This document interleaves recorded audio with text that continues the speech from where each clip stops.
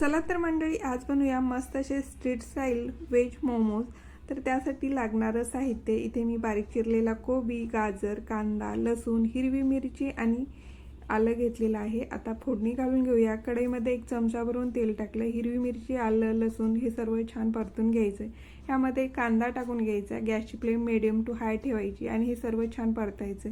आता ह्यामध्ये बारीक चिरलेला गाजर, कोबी टाकायचं आणि हे सुद्धा आपल्याला 2 ते 3 मिनिटांसाठी परतून घ्यायचं। आता ह्यामध्ये टाकूया काळी मिरी पावडर, त्यासोबतच चवीनुसार मीठ आणि थोडासा सोया सॉस। तर सोया सॉस टाकल्यानंतर हा गाजर आणि कोबी छान मऊ पडेपर्यंत आपल्याला परतून घ्यायचं आहे। मस्त असं आपलं मोमोजचं सारण तयार झालं। आता आपण पीठ मळून घेऊया। तर इथे मी 1 वाटी एवढा मैदा घेतलेला आहे। त्यामध्ये चवीनुसार मीठ टाकायचं, 1 चमचा भरून तेल टाकायचं आणि ह्यामध्ये थोडं थोडं पाणी टाकून छान असा मऊसर गोळा आपल्याला इथे मळून घ्यायचा आहे।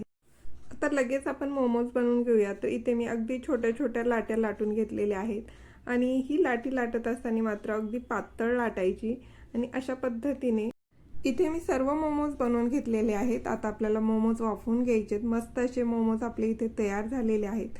तर या पद्धतीने मोमोज घरी नक्की ट्राय करा। रेसिपी आवडल्यास लाईक, शेअर आणि सबस्क्राईब करा। धन्यवाद।